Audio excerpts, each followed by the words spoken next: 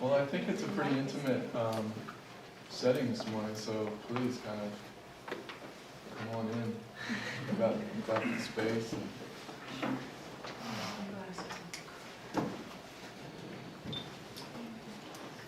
Maybe I can be a little less formal, given I think we're all pretty familiar with each other at this stage of the semester. But nonetheless, good morning, and thank you for coming, and welcome to the American Indian Seminar Series. My name is Richardson. I've been convening the conversations here for the semester. I want to first acknowledge all of our that we're here on Cayuga territory. Our connections to being at Cornell is to be situated within the traditional territories of the Cayuga Nation, and acknowledge their ongoing struggles to reclaim their land and their ongoing efforts to resettle the area. And I'd also like to acknowledge and once again thank the staff here at the American Indian Program, especially Matani, Mario, Kathy, Jolene, everyone who just contributes to putting the seminar together over the semester. And it's wonderful opportunities for all of us to engage. This morning we're very grateful and privileged to have Greg Richardson with us. Mr. Richardson is the Executive Director of the North Carolina Commission on Indian Affairs. He's been in that role since 1995. And in that role, he's really seen as kind of the taskmaster in so many ways for so many things for the native population of North Carolina, which I believe is still the most populous state of native peoples east of Mississippi, which is saying something. Minnesota, Wisconsin, New York, I think often get kind of conceived as the highest populous states. North Carolina is a very large state with a native presence. And in that role, the Commission administers a whole range of programs and services, including educational talent, educational programs for Native youth, of course housing assistance, a whole range of services available. And then also likely in conversation, constant engagement with the Cherokee Nation to the west around related things. This morning we're going to have a slightly different format, but I think also be able to focus on some policy conversations that Greg is intimately involved in around the Indian Child Welfare Act, foster care for Native youth, and so on. And of course in this capacity he sits on a whole range of advisory committees, both nationally and within the state, is very much involved in the National Congress of the American Indian, in his capacity as an executive at the state level in conversation with other commissions on Indian affairs, and I think you said it was 30 state commissions of Indian affairs across the country. He is enrolled at the Saukone Nation in North Carolina. And I'm sorry to say I didn't know you were a Vietnam veteran. He's also a veteran. So please help me welcome Greg to the seminar series here at the American Indian Program. So as I said, we're going to actually change up the process. We're going to play it out more as an interview. I'm going to actually pose some questions to Greg. We've talked about it the last couple of sessions together. And I wanted, just to set the stage a little bit, Greg was very generous with me last spring to invite me to the North Carolina Indian Legislative Summit that happened in the spring. In his role, of course, he's trying to set the agenda for state policies and so on in December, get folks together to kind of actually by December have the legislative agenda pretty much set so they can go into session when the assembly is gathered and so on in January. So I attended that caucus in Raleigh and was just kind of really, of course, inspired by Greg's work in navigating the complexity of state governments, and just kind of impressed with the work he had done around the Indian Child Welfare Act. In that conversation, as I interpreted and understood it, North Carolina has some of the strongest state policies in effect that support and enhance the federal policy of Indian Child Welfare Act, which has to do with finding foster homes and so on, protecting Native youth in that larger context. So it was there that I opened a conversation with Greg about this possibility and some other ones. And so let's just kind of, in terms of setting that stage, can you help us understand, there's a whole range of things, of course, that we'll work through, but help us kind of understand the Native Caucus and kind of the coalitional work that has to take place in this kind of environment. Well, just a little background about the caucus. Since we have a large American Indian population in North Carolina, but let me say first off, thank you, Dr. Richardson, for the invitation. I'm extremely honored to be here in the Cayuga homelands and nation.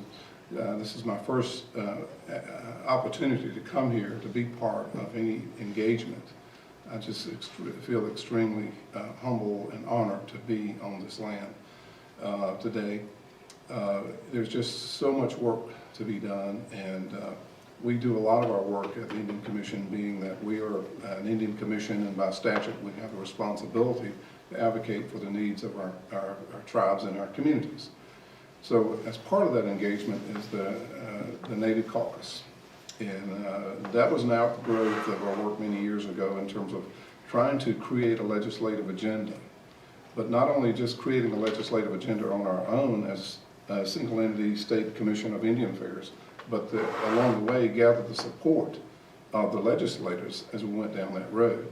So we felt that in order to get the involvement from the tribes and organizations that are represented around the table at the Commission of Indian Affairs, we start in January of each year collecting ideas from our tribal leaders and our tribes. So each quarter we meet. So we meet in March, June, September, and December. Well, in theory, what we want to have happen in December is we end our calendar year with a legislative agenda for the following year. And that puts us in a great position strategically to work with legislators, because we're not starting the process when the legislators come to town. They have a lot on their agenda when they come to town, but we want to have an agenda. And an agenda that has the input from our tribes in our state. So the Indian Child Welfare piece that was mentioned was part of that. The legislature comes to town early in the fiscal year, calendar year rather. So when the legislative caucus starts its work, the legislature starts their work, we have in hand more or less a list of items that we want to have addressed as part of that legislative agenda. Now this year we had an item, hunting rights for American Indians. Now that one came from one of our tribes, did come through this process, and tribes have that authority to do that. But the idea of having a situation in North Carolina where American Indians could hunt without having to pay for a license, to have, own a license. We already have on the books in North Carolina where American Indians can hunt on tribal land without a license. And so many of our tribes, my tribe has in excess of 200 acres, so we can hunt on that land without a license already. But it was felt that we should be able to hunt statewide. Unfortunately, that bill didn't make it.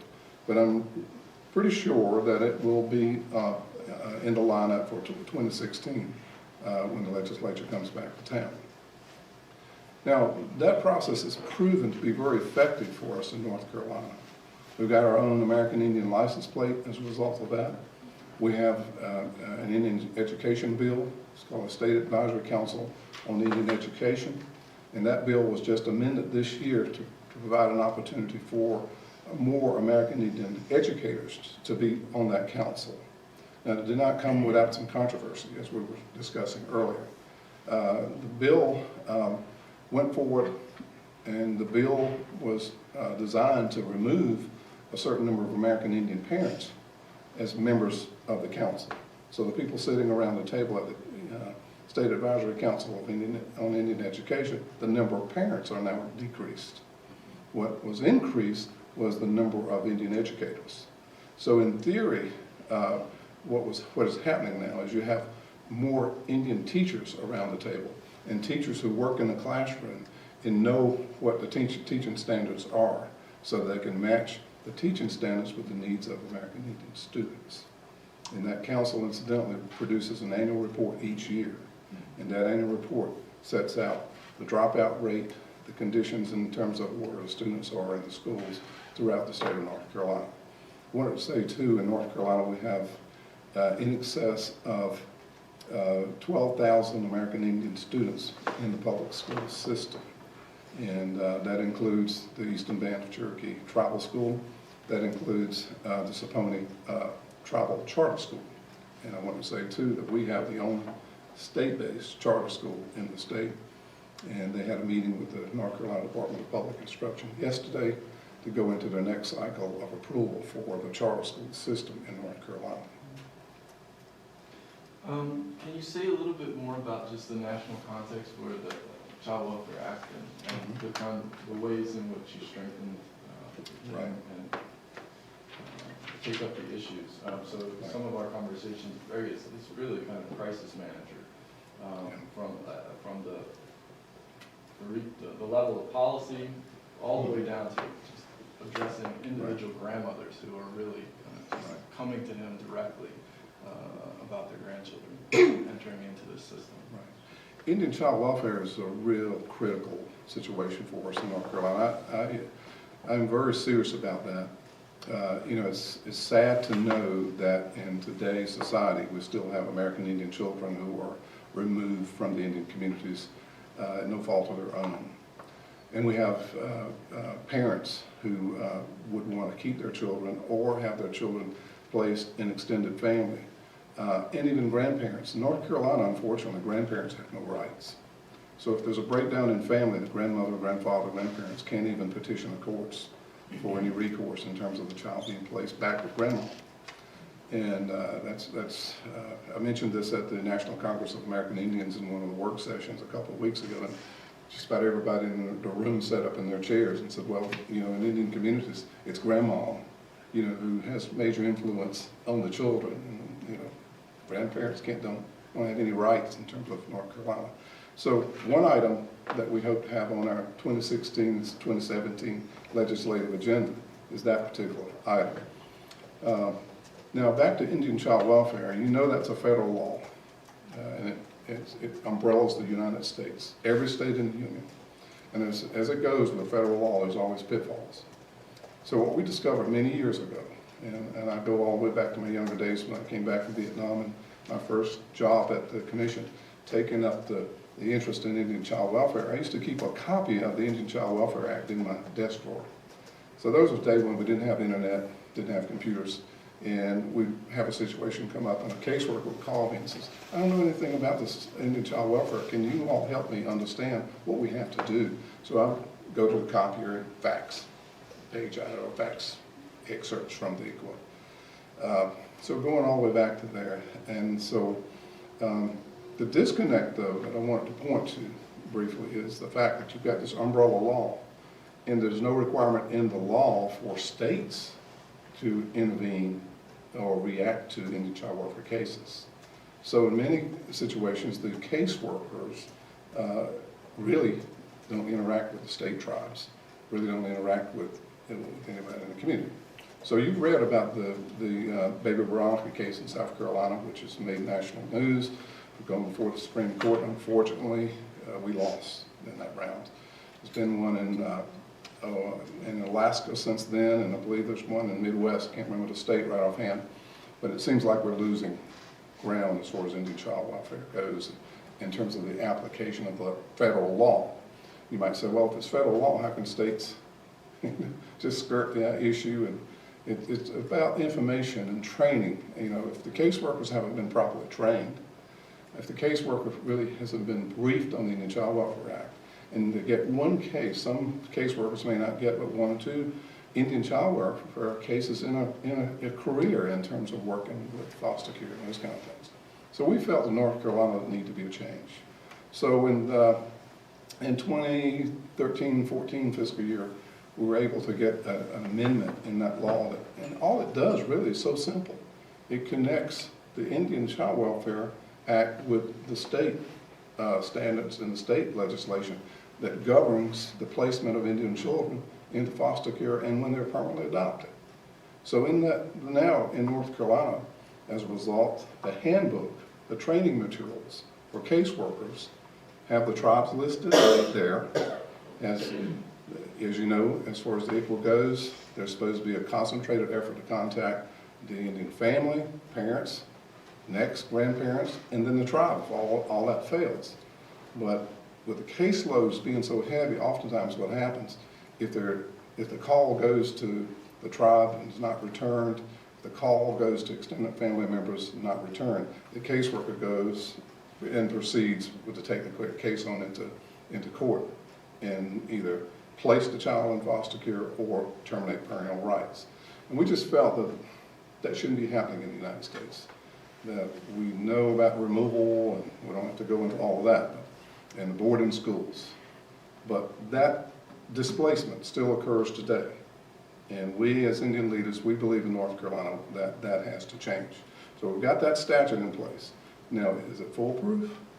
I'm not going to sit here and tell you that it's foolproof, but it's a lot better than it used to be in terms of the number of calls we get from caseworkers and never heard of the Indian Child Welfare Act. So we feel that we made major progress in that particular area in North Carolina in terms of protecting our children. Just last week at the University of North Carolina, Pembroke, we held our third Indian Child Welfare Gathering. And so we're attempting now to institutionalize this across the board, not just with DSS, Department of Social Service, but with all agencies, all tribes, and community organizations that deal with foster care and the placement of Indian children. So that gathering was held last Thursday, and in there we had participation from the 8 tribal communities. The caseworkers from those counties that work in those offices were there.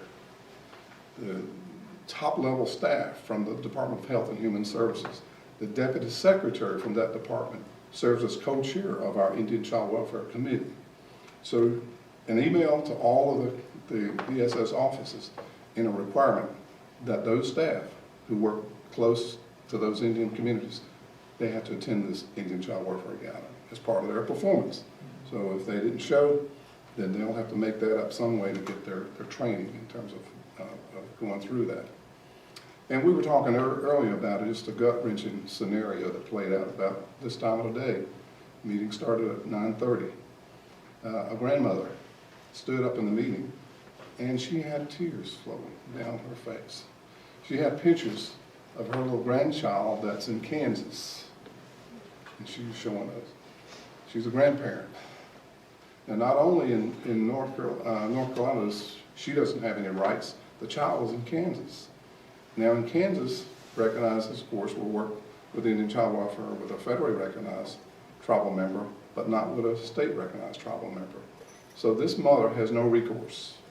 And she's worried because her son, who has PTSD, and now has some issues in terms of being able to care for the child, he does not even have the child full time.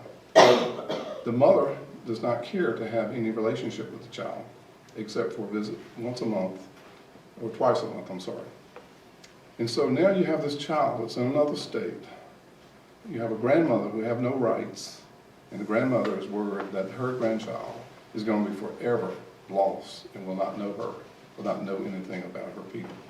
So those are the kind of things that just, cuts to the core. I mean, it feels like a knife, you're sitting there and this grandmother's terribly upset and crying, begging for help.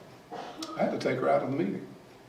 And so we had to end up getting a counselor from the University of North Carolina at Pembroke to spend some time with her to get her calmed down. I was worried that she was going to have a heart attack or something major happening to her. So at the end of the meeting, I was able to get the Deputy Secretary and this person together. And the action plan today is to have the State Department of Social Services attorneys take this case, not really knowing that the grandmother has no rights. She's not federally recognized in North Carolina. She has no rights as a grandmother. But the attorney is going to look for other avenues through which the federal legislation, NEPA, the law that requires family to be considered anytime a child is placed, and then find out why that's not being applied in this case. The grandmother's really worried because of abuse and some other things that's already happened, that that child may be in danger. And that's what's motivating her to call me, the governor, and her congressman. And she says if she can't get anything at this level, she's going all the way to D.C. to the White House with it. She's that disturbed with that.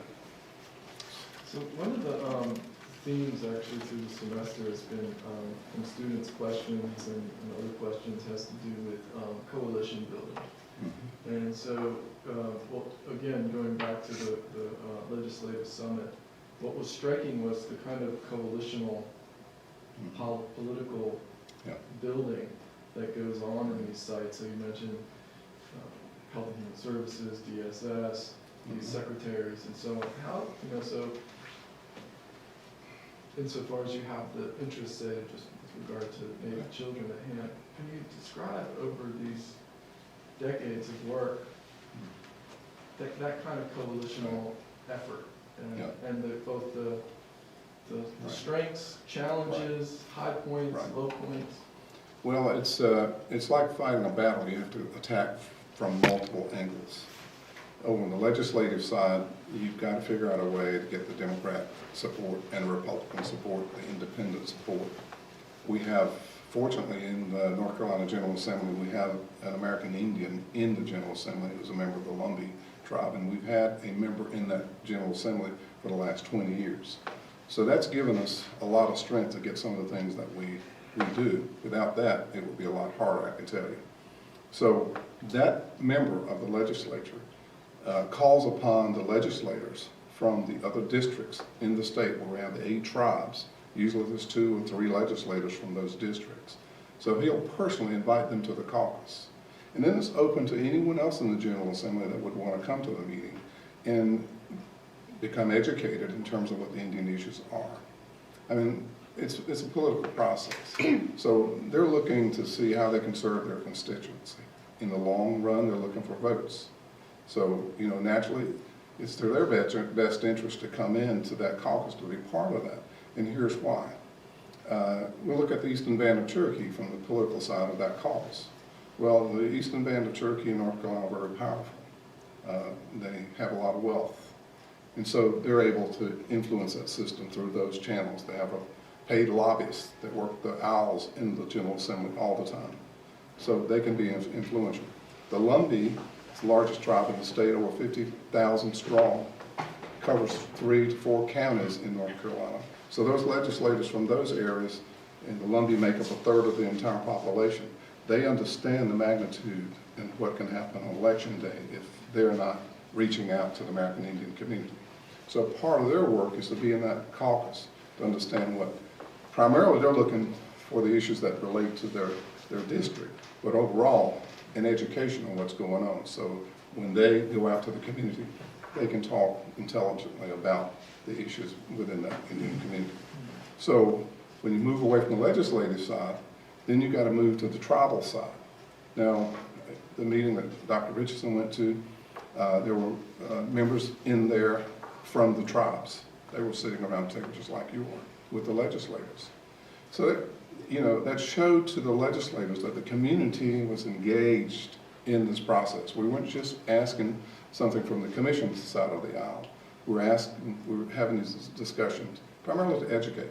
Now, I'm a employee of the Indian Commission. I'm a state employee.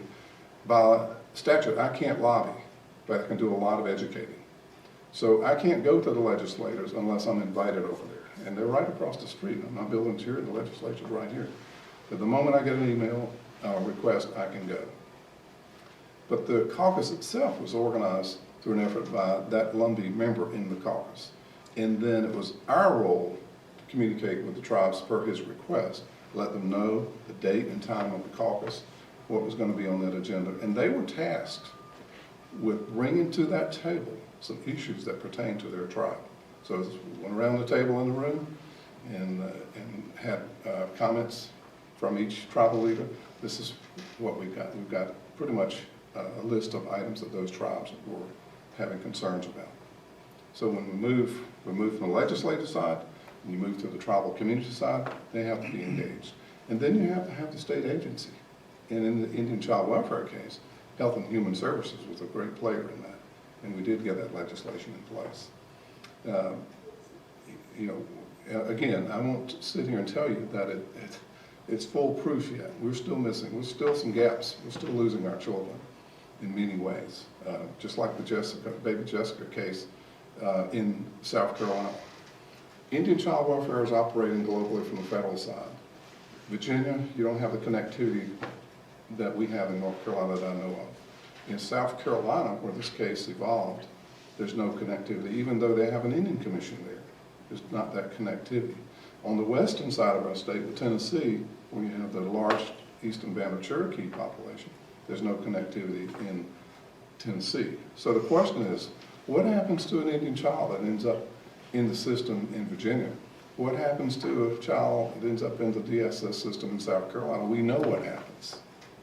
In Tennessee, we haven't had a test case yet. We don't really know what's going on, but the assumption is that we're still losing our children when we have American Indian extended family, when there's a breakdown in the family, that would like to adopt and would like to keep a child as far as a foster care child. That information is not getting to our tribal leaders. Now, what we've learned with all of that, just last week in Robertson County, we learned that there are 175 children in foster care in the system waiting for placement. In Robertson County, we have 11 foster care homes. So what that tells us, now we have to go back to work on our community. Because we're 11 native 11 American Indian families, right, right. All the rest, so the majority of the 175 children, hypothetically, are going to end up in the non-Indian homes. Now, that's not to say that a non-Indian can't raise a child and love a child and give them a comfortable home to live in. We're not saying that. We're just saying there should be, in a population of that size, of 50,000, there should be more than 11 foster care homes. Now, if we take that statewide and we look at my community, other communities, in my community, I don't know but 2. So you see, we've won a lot of ground at the state level in terms of getting the statutes in place, things that we can do. Now we know that we've got to go back to the community. We've got to work with our tribes, we've got to work with our churches, we've got to work with the community at large, and encourage families to go register and take the courses that's required to become a foster care parent. Like a judge told me in Mecklenburg County, when the case is before the judge, parental rights are being terminated, or the placement of a child in the foster care, when that's before him, he can't backpedal and listen to witnesses. He's listening then to the caseworker, he's listening to another court official who's only looking out for the best interest of that child. And it's too late at that point, as the judge told me. So we have to do a lot of upfront work now, getting American Indian grandparents and others up to snuff in terms of becoming a foster care parent. So that's going to be our challenge as we move into the next couple of years in terms of making sure that we do that. And I would say that's probably something we're going to have to look at and do across the nation, tribe by tribe. This conversation was held, same as what I'm pointing out now, at the National Congress of American Indians 3 weeks ago in San Diego. And everybody seems to feel that this is something we need to take nationally. We need to have that North Carolina example placed in other states, and the question asked, well, what happens to the Indian child once they go into the foster care system? What happens to the Indian child when there's a breakdown in the family and the child is placed outside of the community? We believe in North Carolina that when an American Indian child is placed in a home, there should be some requirement, and we've got some of that in our statute, but it's not where it needs to be yet. That child needs to be, told about their Indian culture and their heritage, and taken to powwows and other events so that they're exposed to their culture, know who they are. It's sad to run into people now that are my age, in their 30s and 40s, and know that they're American Indian, but they've lost that connectivity because they were either moved by this whole process of moving Indians away from their homes and their communities. We had the Trail of Tears historically in North Carolina. You all know all about that. Indian people moved from Florida and Alabama, Cherokee, North Carolina, out to Oklahoma. And there's some of those family members, there's some of those people still left in the Carolinas that are not formally connected with the tribes now. Can't get an enrollment card. They can't get to Indian health services. They can't get to the Indian housing. They can't apply, they can't get the scholarships that might be available now through some of the programs because they're not enrolled. So we kind of figure out a way to solve that. And that to me is extremely important because we talk about a lot of people in this country who are now disconnected with their heritage and with their culture. Did I kind of, Yeah, I might have missed some of your. Great, no. So your reflection there at the end on NCAI helps set up kind of what your perspective is on, given that you were just there 3 weeks ago. What's kind of the agenda that you're seeing emerge with regard to your colleagues in other states, and Right. what are the kind of big questions and cutting edge concerns that folks are taking on or anticipating in the next decade even? Well, my hope with NCAI is that by the time we get around to the 2016 NCAI National Congress of American Indians Conference, that it will have on its agenda more discussion about Indian child welfare and how Indian child welfare plays out state by state, just as I've described, and that disconnect that I've described. I don't see that happening now with NCAI. When I look at last year's agenda, I look at, and this is not being critical, it's just an observation. I think NCAI needs to move a little bit further and say, well, what's happening with Indian people in states? What can we do to protect American Indians in other states? What can we do to influence Indian policy in other states? And that gets to be difficult because, state by state, you've got to work with legislators, you've got to work with individual tribes. But I think the message can go out through and by NCAI with its connectivity throughout the country. One thing happened at this meeting, and I think that's going to bring forth some change in terms of what that NCAI agenda looks like. We have a member of one of our tribes serving on the Southeast Area Vice President of NCAI. That person now will have a seat on the board of NCAI. From this region, you have Wampanoag, who is Vice President of NCAI.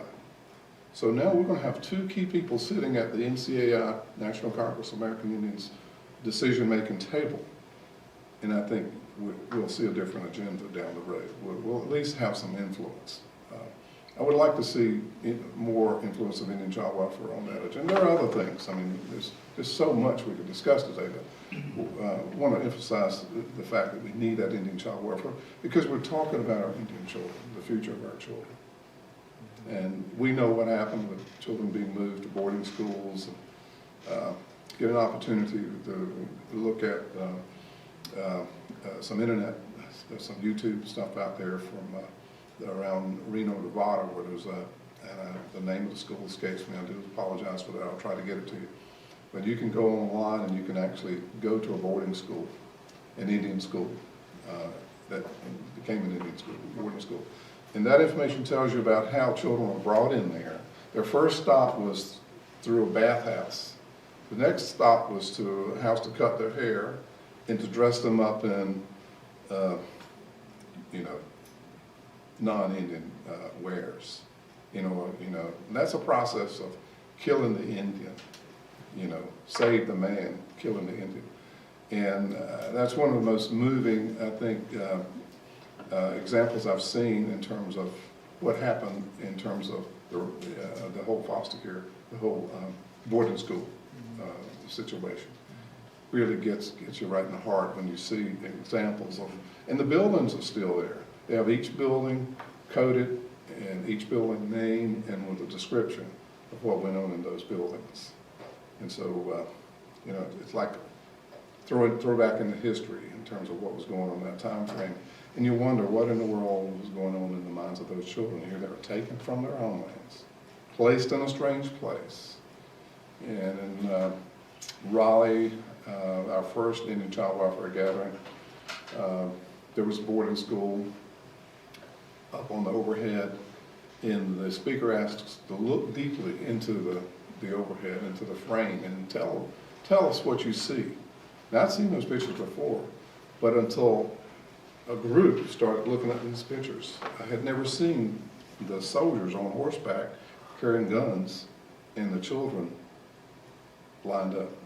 In other words, they were captives. I hadn't ever seen the little fence in the background because it's an old picture, you can imagine. So the detail was a little blurry. But there's a fence. So they're fenced in, and here's a man on horseback with a gun, and here are children dressed up in non-Indian wares with their hair cut, dressed up in uniforms. So very, very touching. Yeah, my last question would be bringing it back to kind of a more local or regional context. So the Pamunkeys have been federally recognized in Virginia earlier this year after, let's just say the more recent decades versus the 17th century. Yeah. But so we have that situation emerging there. The Catawbas in South Carolina, of course, are federally recognized, and so you mentioned some movement that they're making in terms of repurchasing land and working to put things back in trust. And then likewise to the west with regard to, you mentioned the hospital at Cherokee. And so these are kind of interesting developments, and from both maybe personally, but as well as the role that you play officially. What are these setting in terms of agendas and so on? With Pamunkey in Virginia, they submitted a petition for federal recognition in 1978, thereabout. And in January of last year, I believe it was, the Bureau of Indian Affairs finally gave the nod, and they're now going down this road. So what happens next? Of course, they've got to get a compact with the state. And in the state of Virginia, the Virginia Council on Indian Affairs has kind of gone by the wayside. And that happened, I don't know, 5, 6, 7 years ago, because a gentleman by the name of Wayne Newton, who you probably know from Las Vegas, a performer, decided his tribe in Virginia needed to be federally recognized, and so there was money put behind that effort and politics put behind that effort, and his tribe was recognized. So when that happened, and the Virginia Council prior to that was administering the recognition procedures. And when that happened, the Virginia Council members, the tribal leaders, decided, well, that's it. There's no need for us to be going to meetings if the state legislature is going to take that away from us and recognize a tribe that nobody else knew anything about. So the Virginia Council on Indian Affairs is not there now. But I can assure you that there's probably an office within the governor's office that's going to be working to develop the compact if the Pamunkey decides that they're going to do gaming. That's going to be a necessary part of that. There's interplay going on with the Bureau of Indian Affairs now to implement in their Indian Health Service facility, Indian education. Whether they'll decide to have a facility, we don't know. It might be a voucher concept where you get like a Blue Cross Blue Shield card in your pocket, and the payment comes through Indian Health Service, and you go to whichever hospital or doctor you choose. We don't know. That's a tribal decision under tribal sovereignty. And there's many others. I could give you examples of what might be going on there now. If this was in North Carolina, then we would be working with them on some of that, helping them along, supporting that. Although the majority of that, the connectivities between the tribe and the feds, Bureau of Indian Affairs, Indian Health Service, if it's gaming, it's going to be the National Gaming Regulatory Commission. So there's a lot of interplay, but what happens, the benefit there, if you have a commission that can help the tribe in that process, get the state leaders, people from the governor's office, help them to become educated in terms of what needs to happen, it resolves a lot of problems. And it actually speeds things up a little bit, because if you have nobody there, like an Indian Commission with people from the tribes around the table supporting the effort, efforts can be sidelined. In government, everything takes forever in many cases. But I would say in Virginia, that's kind of probably what's going on. Now in South Carolina with the Catawbas, a lot of that's already taken place. They already have their Indian Health Service services in place. They've been recognized now for a number of years. So they're moving to the next level. The next level for them right now, and they just opened a bingo operation. That was a unique collaboration between the Lumbee and the Catawba, because the contractor, primary contractor on that development was the Lumbee firm from Pembroke, North Carolina. So we've got two tribes working together on a multi-million-dollar project, which is, I think, great.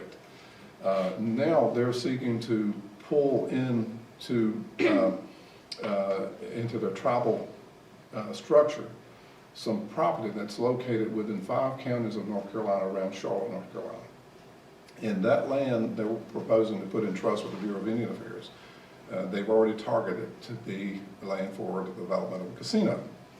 So now comes a lot of discussion, a lot of interplay between the state of North Carolina, because it's going to be in North Carolina, not South Carolina. Catawbas can't do casino gaming in South Carolina because of something that was a provision that was put into a recognition. So they have to come to North Carolina. On the flip side of that, you've got Eastern Band of Cherokee that's in North Carolina already, and you got to know that they're going to have something to say about that, or may not support it. Locally, you have the church community fighting it. You have, of course, the partisan politics. On one hand, you got the supporters. On the other hand, you've got the others who say it's never going to happen. They'll fight it tooth and nail. You know, there's comments out already in our state, it's basically along the lines that there will never be another casino in North Carolina. So there's that strong lobby against that, and that's big money and big politics behind that. On the other hand, you've got people that support it because it's going to create jobs. It's going to create other business opportunities, not only for the Catawba, but generate revenue, tax money for the state of North Carolina, because they're going to be buying food, they're going to be needing transportation, and all these things that come into play when they're building a casino. They've got to buy lumber. So, you know, the economic side, that really shows benefit. So it's going to be a lot of debate and discussion as we move into 2016 and 2017 about that. And you have one other point? Oh, just the new hospital at Cherokee. How could I forget? Eastern Band of Cherokee, you know, is a gaming tribe now, and they have 2 casinos. One just opened a couple months ago. And they have a compact with our state that our previous governor signed, and it took them about 12 years to get the compact signed, because our governor was a teetotaler. He didn't drink, he didn't gamble, and didn't believe in that. But his last term, he did see the benefit, and he decided to sign the compact. And the first casino was opened in '97 with the Cherokee. So they've had the opportunity since '97 to build up some revenue and generate other business opportunities. And they just opened 2 weeks ago, state-of-the-art hospital. If you can imagine getting on a plane and you go to the kiosk, you know, when I came up here, I just go to the kiosk and swipe my credit card, my name pops up, and out comes my boarding pass, and go get on the plane. Well, the Eastern Band of Cherokee now, you can go in and you can swipe your tribal ID card. I think that's the way it works. I haven't seen that work yet, but it's the way it's described to me. You walk into a kiosk and you're going in to check for health check or whatever the case might be, the reason you're going to the hospital. You go to a kiosk, no paper, everything's right in that system, and you whiz right onto the system. Speeds up the process because you're dealing with a paperless system. And right now, it's said in North Carolina, that's the only hospital in North Carolina that has that state-of-the-art equipment in place. So Cherokees are doing quite well. It's not to say that there's not problems. There's always problems in our communities. But I think because the Eastern Band of Cherokee, with their compact, 50% of the proceeds has to go back into the community. And only 50%, remaining 50%, can go out in per cap checks to the tribal members. Per cap checks go out in mid-year, June. I think in a couple of weeks they'll be getting the end-of-year per cap checks. And right now the per cap checks are running anywhere from $400 to $4,500 approximately. So you know, that's really a good thing in terms of what's going on up there. Their high school was there a couple of weeks ago for the swearing in of the new leadership of the tribe, state of the art. You know, I don't think there's a school in North Carolina that would match it as far as the technology and It's a brand new facility, so we're proud of it. So we have a little bit of time for questions. Just again, it's stunning to be able to listen to someone who's working from the national to the very, very local, in advancing Indigenous people's rights and making sure that things like the Child Welfare Act are really enforced at every stage and at every possible way. So Why don't you say a little tidbit about the Indian license plate? We have our own statewide license plate that any citizen can buy. And the first year that went in was in like 96, 97. The bill was opposed. But we had the Confederate flag going forth, Confederate license plate rather, going forth the same year. That same year, the American Indian tag was denied in North Carolina. So we had to go back the following year. It remained on our legislative agenda. So we were able to get it through the General Assembly first year. There was a lot of debate and discussion about that plate. Well, if we do one for the Indians, then we've got to do one for Hispanics, and we've got to do one for Asians, we've got to do one for everybody. So we got all that. But we were able to overcome that. We got the plate in place. So we didn't have any, the language in there was probably less than a paragraph. You got to keep it real neat and concise so that the reader can understand, what it means and what the law is to do, because there's an interpretation that you're going to generate money, and tribes are going to open up more casinos. So you got to be careful with those kind of things. Every piece of legislation is kind of looked through that lens, that you're going to start a process where your tribe's going to be able to open a casino. So we got the basic language in there, but in the last 2 years, through the funds that's generated by the license plate, we're now able to start funding scholarships for American Indian students. And I think the last round was like $40,000 for American Indian students going, not $40,000 for one student, but that's the amount of money that was available. So that fund is perpetual. And as long as that plate remains on the street and people buying the plates will have money, it's really not dependent on federal grants or anything like that. So we're proud of that piece. And we want to look for ways that we can use that same philosophy to generate revenues. Because what I'm seeing now is a lot of cutbacks in federal funds, a lot of cutbacks in programs that traditionally we've had for many, many years: Indian education, Indian housing. I used to be an Indian housing director, and at that point we got money based on fair market rent that we needed to administer the program. Now it's a block rent. So they give you a block of money, you got to serve the same number of people, and you got to maintain the same number of units, which is not practical. So tribes have to start cutting back, laying off staff, trimming back on services provided in order to be able to, keep things afloat. So we have a lot of work to do, And then finally, we have to pay attention to what's going on nationally. The 2020 election's coming up. The question is, how engaged are our tribes in terms of talking with people who are coming out and shaking hands, and people coming out asking for support? What are we asking for support in return? And that really needs to start from the local level up. School board members, county commissioners, legislators, governors, congressmen, men and women, and of course presidents. So we have to pay attention to that. At the NCI conference, I thought this was an interesting piece, that all of the candidates for the 2016 election were invited to either send a letter or acknowledgement to be read into the record at one of the General Assemblies. Only 4 came. Only four even acknowledged that we existed. So disappointing that as the indigenous population in the country, some didn't feel that it was important to even send a letter saying, welcome to the 2015 National Congress of American Indians. We wish you much success. The normal template letter that you get, didn't get that. So we still have a lot of work to do. Now, North Carolina, I mentioned the legislator. in North Carolina. In my community, we have a county commissioner, Barry Richardson is a county commissioner. In Robertson County, we have a number of judges. So when cases go before, like Indian child welfare, go before courts in Robertson County, those judges know about Indian child welfare. But if you move to Mecklenburg County or Wake County, you have judges who have no familiarity. So we got to figure out a way to get into the court system when they have their annual conferences, have somebody on the agenda to talk about Indian child welfare.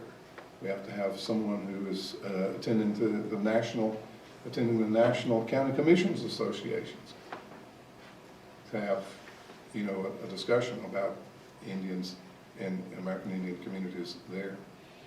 And then finally, with the 2020 census, so important.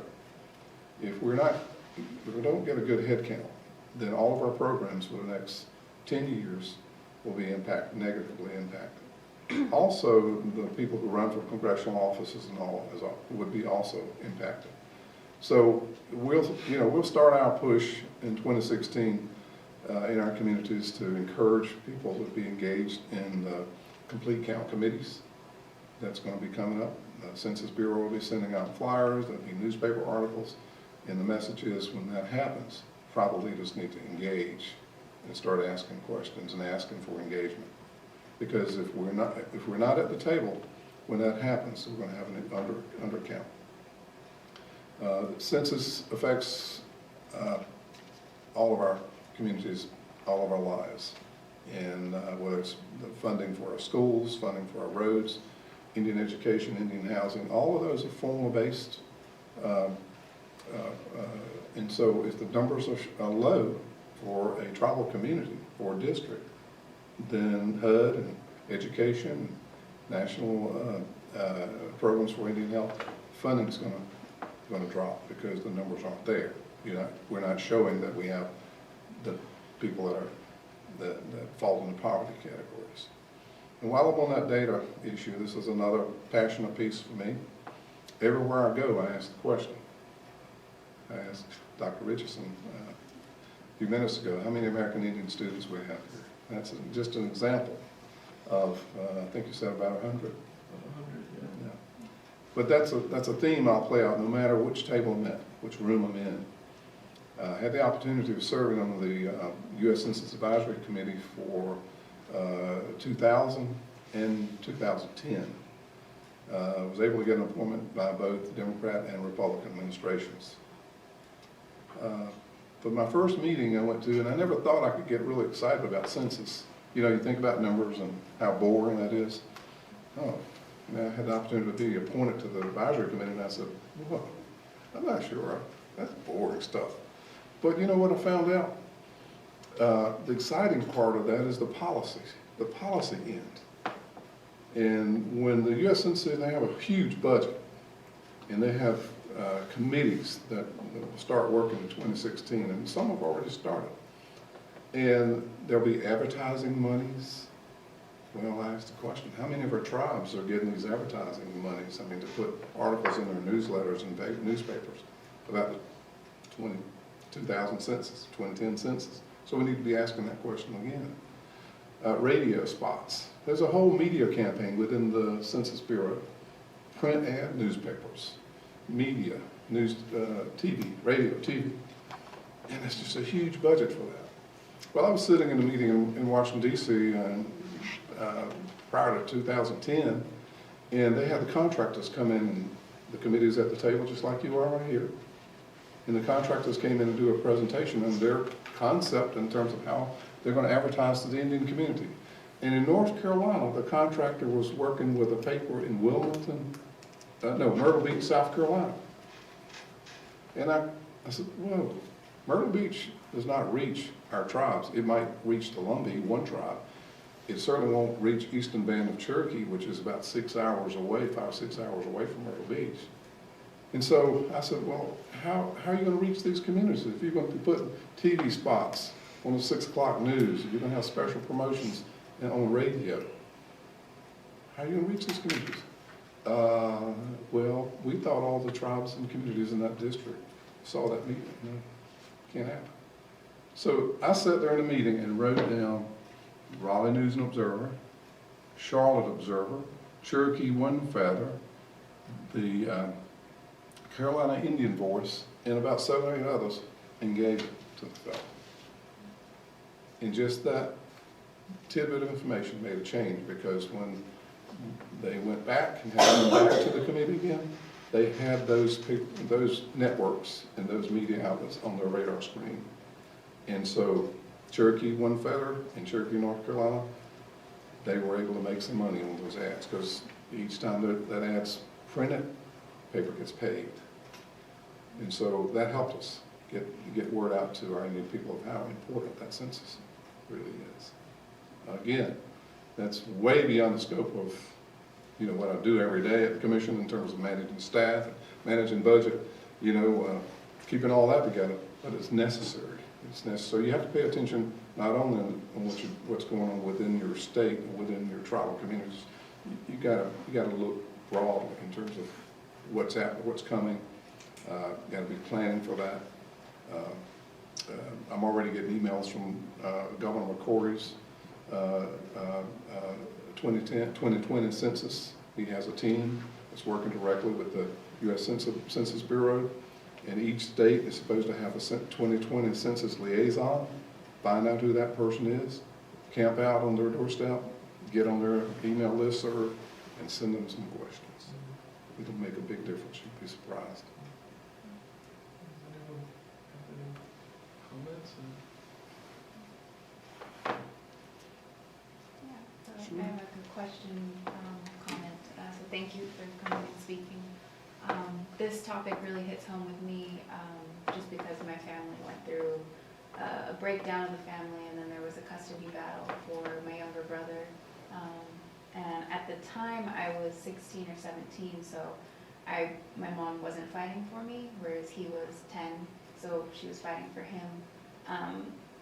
So it's this kind of like weird family kind of feud, but at the same time we were worried that my other family member, my brother, who ultimately gained custody, wasn't going to be able to get custody because he had to go through, we were from California, had to go through the state, and so the state was looking at it very differently. They kind of give preference to mothers in general, but they were looking at it in these very like weird ways. But so from that, I guess my question has to do with age, one part, and then agency as the other one. So for age, how does the child's age affect cases in North Carolina?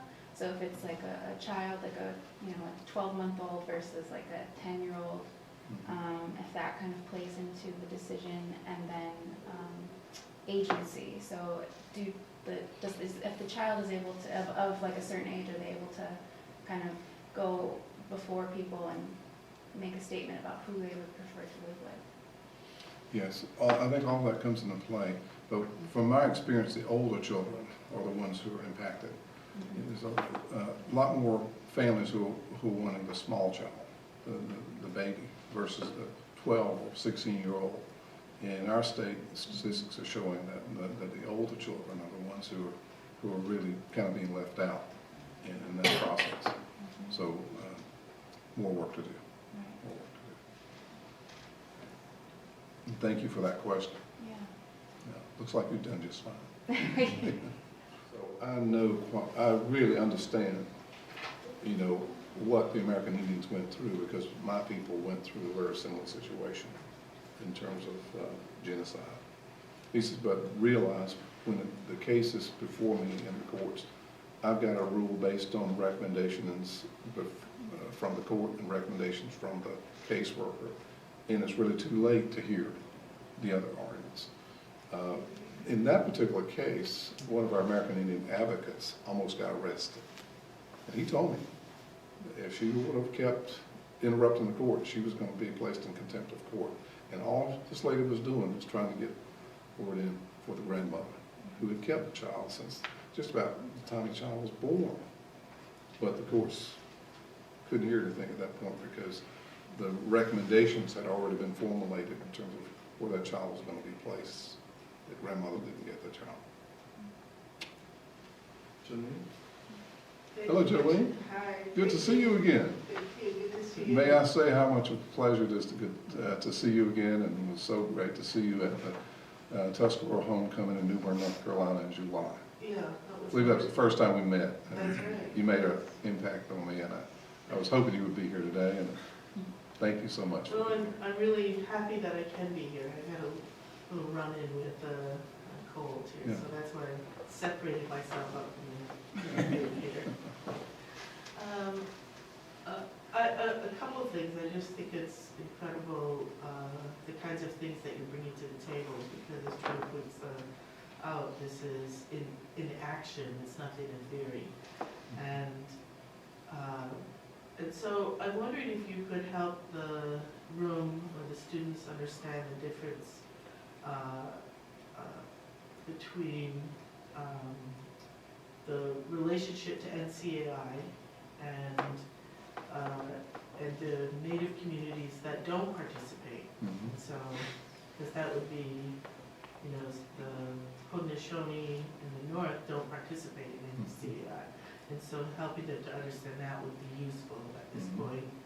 And then also, if you could give us your perspective on why there's so many Native people in North Carolina, but you're struggling with state recognition and, you know, just even state recognition Mhm. versus, you know, the possibility of federal recognition and what happened there.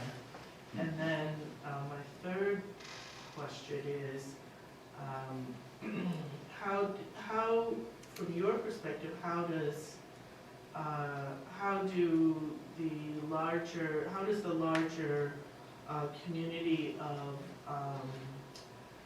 Native peoples in North Carolina understand, or how are they feeling about it when we've been now making these return visits to Tuscarora, to the Tuscarora territories in North Carolina? Okay. Well, I'll take the last one first, and you might have to remind me of the other ones. But, Okay. as you know, we have about 5 groups of Tuscarora in North Carolina. And before the commission right now, we have a petition from the Tuscarora Nation of North Carolina. And I would say that we're approximately 2/3 of the way through that petition right now. And I expect probably in the next couple of months is going to be a release of the findings and conclusions for Tuscarora, North Carolina. We've had relationships with the Tuscarora Nation of New York on that particular issue.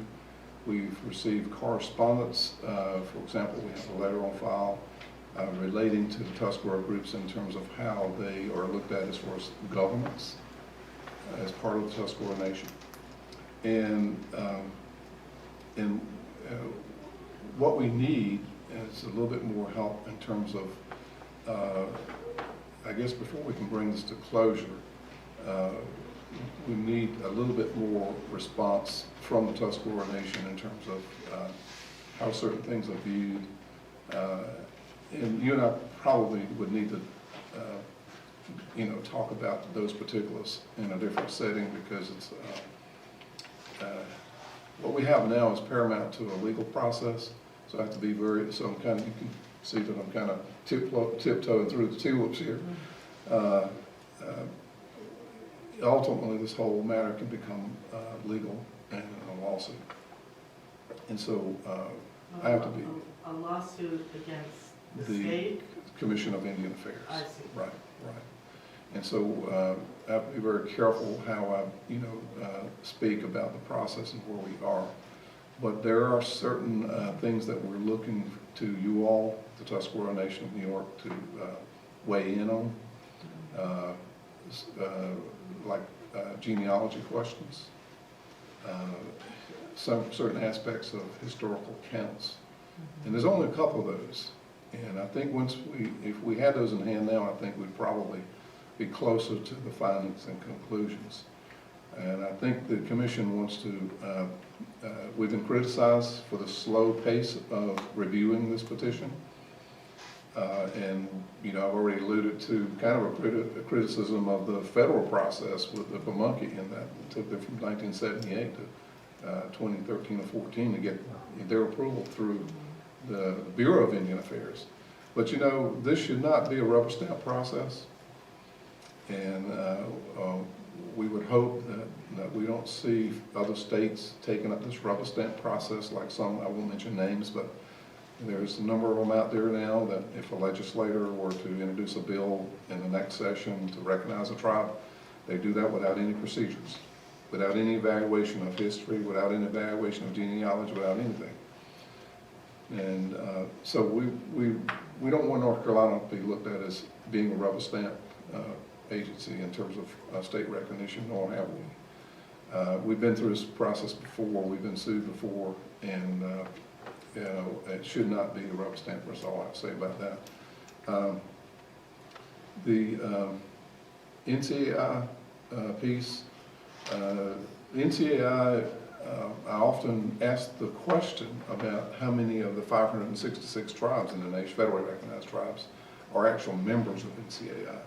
And I'm always quite surprised. I mean, I look at the National Congress of American Indians to be our Congress. This is where we formulate legislative agenda. This is where we get together and work out our issues. And when you have only half, in some cases, of the family at the table, I don't know that we're getting what we need, you know, in that. Certainly, like our Indian Commission, I think maybe some misunderstanding about the role of NCAI, like it is in some cases with the Indian Commission. We're not over the tribes. The tribes are not subservient to the North Carolina Commission of Indian Affairs. They are part of the commission, but they still make their independent decisions based on tribal sovereignty. In North Carolina, our tribes elect their members to the Commission of Indian Affairs. In some other states, the legislature appoints their members to the Commission of Indian Affairs, appoints their director. The meeting I was in San Diego, the majority of the people around that table were sitting at the table by virtue of their appointment by their governor or legislature. And I felt quite proud that I'm there to represent my tribes, you know, which is quite a bit different. So I think, you know, it would be good to be part of NCAI. Certainly, it's a very powerful organization. Congress listens to the NCAI, Indian Health Service, National Indian Health Board, HUD, all these agencies are kind of getting their marching orders for programming, Indian education, certainly from NCAI. Even in North Carolina, all of our tribes are not members of NCAI. We have been working on that over the past 5 or 6 years, advocating that they become members. So we have tribes now that have virtually no budget that sent members to the NCAI in San Diego a couple of weeks ago. So that's a great sacrifice when you figure it. The NCAI registration is about $500. Membership, I have a personal membership, which is $50, so that's $550 that we have to come up with. Then the travel itself, you know, the conferences are held in different places in the United States, so I think my bill for going to NCAI is going to be upward of $2,000. Well, if you have a voluntary tribal council and no budget, that's a strain, so you can't get there. Did I cover the state recognition? You might have to bring me back to your question on that. You had asked me about recognition. I'll just share with you a research project I wish we had a graduate student for. Mm-hmm. And I'm sure you're familiar with this moment in history because I don't think it's ever been fully resolved. And it was the conference that Saltax put together in 1963 that brought together sovereigntists and the National Indian Brotherhood. And it would be wonderful if we could get somebody interested in actually picking up those papers because they're all in the American Indian Community Center in Chicago. Mm. And really kind of like writing that history because it's really important. And I think you point out today there's still this divide and we're not thinking strategically about how to marshal our larger forces by this divide. And so, you know, there needs to be a way for I think all the leaders to come together. Yeah. You know? Totally agree, totally. Dr. Richardson and I have talked about that. Hopefully there can be a symposium or a national conference on that, or a regional conference. In this region, you've got the Northeast at NCAI, so you all fall in that Northeast region. And the board member I mentioned, Roger Board, no, I can't think of his last name, but he is the new vice president for this region. In the southeastern region, you have Larry Townsend, he's the area vice president. So we have people who I know will ask those questions. And in our breakout session, I stood twice, at the beginning and at the end. I didn't want to leave the conference without driving home that particular issue. We need to address that. Yeah. And so in our country, you know, we're in silos. Tribes, we have our organizations, NCAI, National Indian Health Board, and on and on. In the Southeast, you have USET. And unlike NCAI, USET, you have only federally recognized tribal leaders around the table. I can't go sit at that table and have this discussion. There's probably ways I can do that, but I don't know if I feel at home. You know, and you don't want to go someplace where you don't feel welcome. You know? To me, even in our regions, if we could have that discussion, we'd be a more powerful community. We'd be able to foster, I think, stronger legislative agendas. I think we'd be able to do more for our people in the end. So you're totally right. I'd like to get some more information about the papers that you just referenced. So if we could do a follow-up on that, maybe email or phone call. I'd like to get that in my head and see what possibilities might be. So what your point on universities, you all are doing a great job here. Dr. Richardson, my hat's off to you. You made a difference not only here, but your influence expands beyond the campus. You never know. Really, you know, your name comes up. And we had you down in North Carolina a couple years ago at UNC Chapel Hill, I believe it was. And that's the kind of thing we need. Universities have a lot of things in their toolkit that they can use to make a difference. Now, at the University of North Carolina, at Pembroke, we have just created 2 or 3 years ago, the Southeastern Studies Organization. And we were part of advocating for that. We met with the then chancellor, which was probably 3 chancellors ago, we're talking now 12, 15 years ago. And the idea then was to create a tribal leaders institute within North Carolina, since we have so many tribes, so many Indian organizations, and there's so many issues from gaming to Indian child welfare and Indian housing. You could just go on and on. But for me to be engaged in some study, I would have to go to Arizona State University or come here. Another brave one. Yeah, right. And I thought we should have that. So now comes the Southeastern Studies curriculum at UNC, University of North Carolina, Pembroke. And while I'm on Pembroke, I need to tell you one thing that you may not know. We just had a member of the Lumbee tribe to become chancellor of that university. And his installation will be taking place this month. Dr. Robin Cummins. And he grew up there, he understands the people, he's part of the community, he's going to make a difference. So we had another conversation with UNC Chapel Hill about the whole idea of a Tribal Leaders Institute. And that was in the same time frame. Our chairman, we went over and met with leadership at UNC Chapel Hill. We talked about the need and the deficit we have. We talked about, just like here, being regionalized, UNC Chapel Hill, UNC Pembroke. But look at the tribes around us, Virginia, all the tribes in Virginia, South Carolina, all the way down to Florida.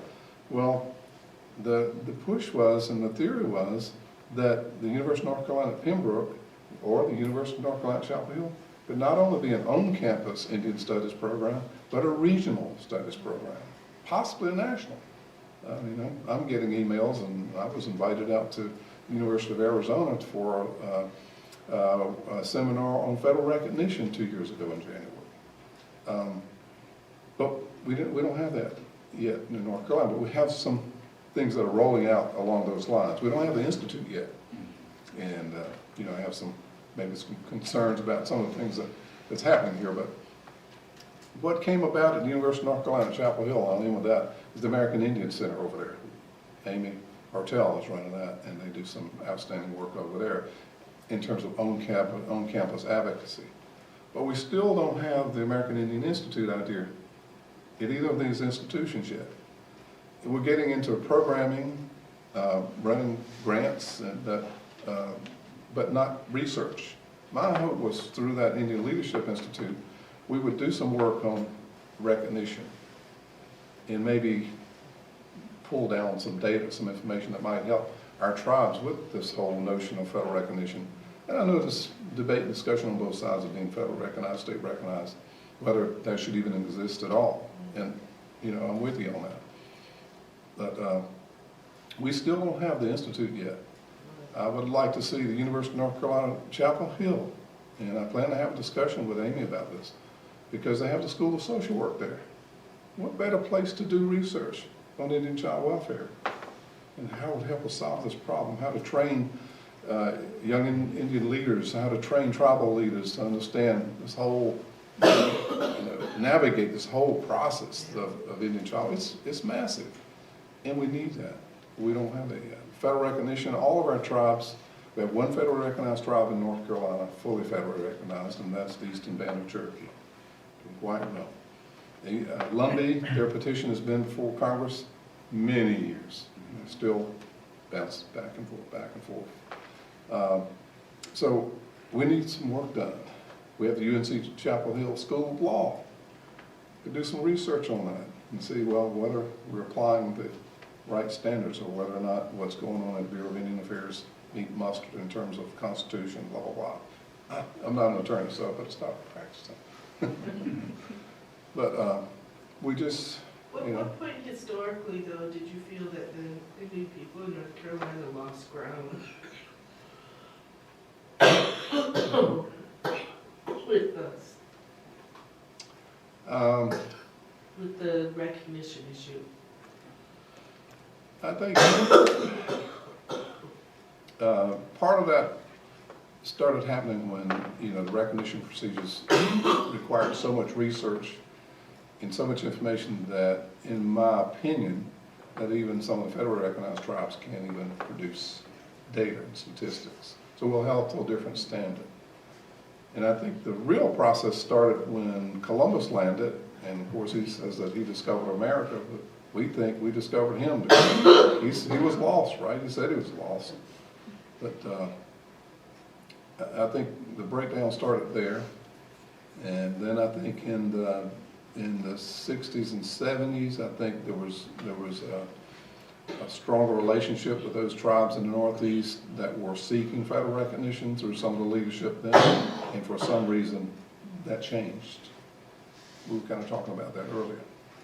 When I was a child, my dad was very involved with tribal affairs. He became the chief over 40 years. He was on the council, became chief, and then became vice chief, and then became chief. Well, part of our weekend trips was to go over into Virginia to the Pamunkey and Mattaponi powwows and community, and I got to know people that I still work with now.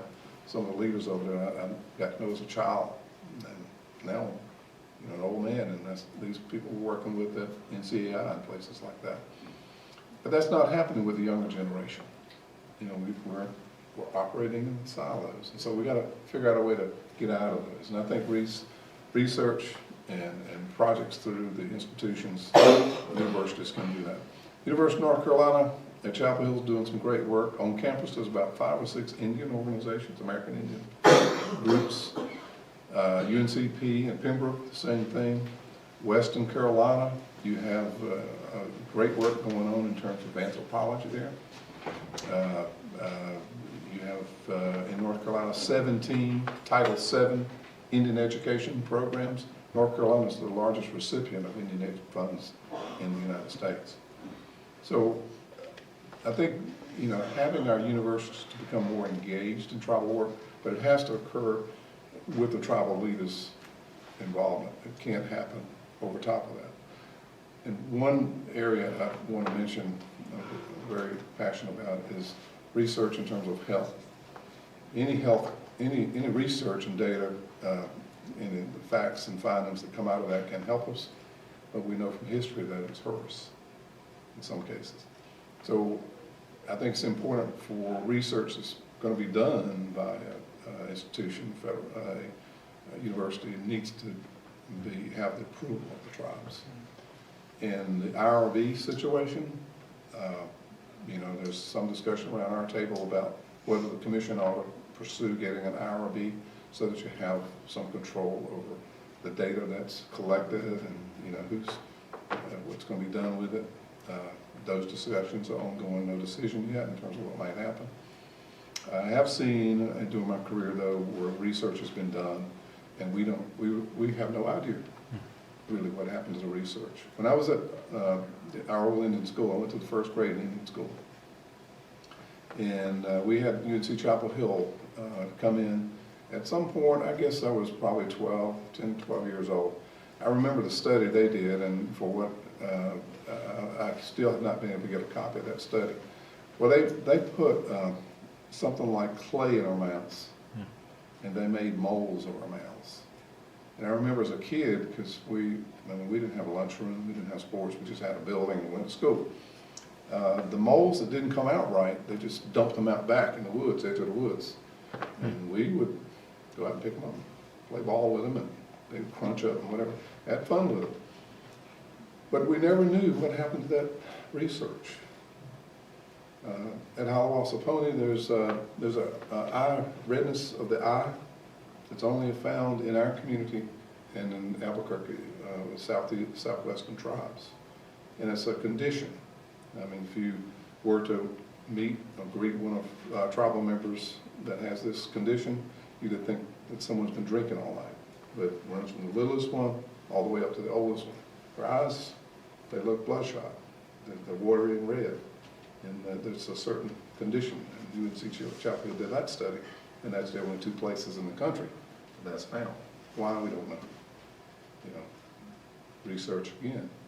And it could be that there are other tribes that have that. And is it genetic, or is it, well, I don't know. Not for me to decide. But we do know that that condition exists with Haudenosaunee and southwestern tribes. Greg, I think we have lunch, and it's just been wonderful to have you. Thank you so much for your time. I know Greg was actually in the office yesterday morning before he went to the airport, and so it's, you know, it's just, again, really an opportunity, a privilege to squeeze us into all this work. It's a privilege and honor, to be honest with you. One of the, I guess, sidebar notes I wanted to throw in is to close out, you know, we are still dealing with major historic trauma. And it seems as though that's, you know, something that a lot of our people don't realize. You know, when we have a situation with a family breakdown, historic trauma, alcohol and drug abuse. We got a new project we just got up. We haven't got the contract yet. We're going to do some work in domestic violence and all that. We've never looked at that in North Carolina as far as what's going on with our tribes and our tribal communities. We know it's there. In another respect, we've shied away from it because of potential impact. You know, if there's domestic violence, you know, we're very proud people, and we don't want that discussion to be held. We don't want our cars to be seen in the parking lot of the office that's running a domestic violence program because, oh, someone's doing something. But we've got to look at it. Got to look at that. Well, we're going to have some lunch, and we're going to continue the conversation. So again, let's just thank Greg for his time and willingness to talk to us.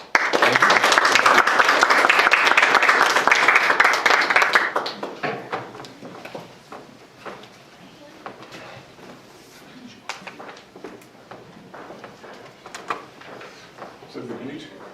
Yeah, this was informal. April Marcus, nice to meet you. You're from the community? Yes, I'm interested in Indian issues, but I'm Greek American. Absolutely. I wanted to ask you, how do you feel, well, this is probably not going to be a good answer in terms of Obama's I administration. think we got all of it. We seem to show some interest in Native I'd American. like you to answer that question. We'll go back into the discussion. I have some things to say about that. We have that executive order, right? We have to include it in the top. I didn't get to it. Time, I can't get everything in. But I want you to answer the question because I don't know.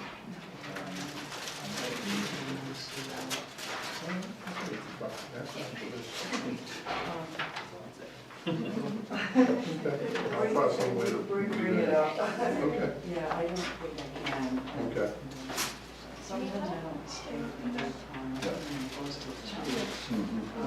But yeah, and then you mentioned at the very end about the domestic violence, that, that is something really concerning too. What do you do with Because it is, just kind of stacking those it's, Our communities are just like other communities. right, it's everywhere, but it definitely needs to be dealt with. Okay. Yeah. Oh, and I have one more question. This is the lamb curry. This is going to be very ignorant, on my part, but, This is from a non-Indian, the chicken vegetarian. Okay, vegetarian chicken lamb. to see the casinos constantly need the answer to raising money for the swap. I mean, it's something we're not right about. And how do, there's got to be resistance from also native people to not wanting that to be. It smells delicious. I was smelling it down the hall, I was like, ooh, that smells good. Right. But is there any other way to raise money without having to go that route? Well, if you're in an absolute poverty spot, I have to come here to get the a community, there's no money up front. This is the spot.